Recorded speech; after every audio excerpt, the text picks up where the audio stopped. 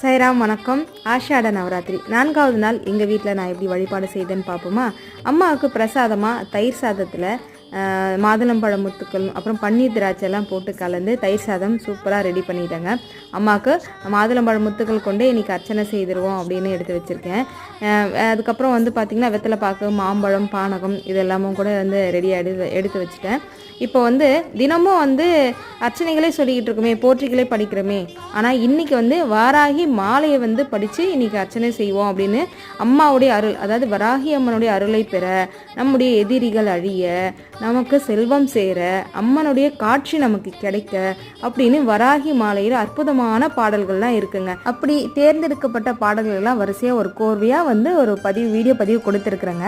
நம்ம சேனலுக்கு கீழே நான் டேக் பண்ணியிருக்கிறேன். நீங்கள் அதை அப்படியே அழகாக ஓட விட்டுட்டு கூட நீங்கள் அம்மனுக்கு அர்ச்சனைகள் செய்கிறது ரொம்ப விசேஷமானதுங்க. ஜெய் வராகி.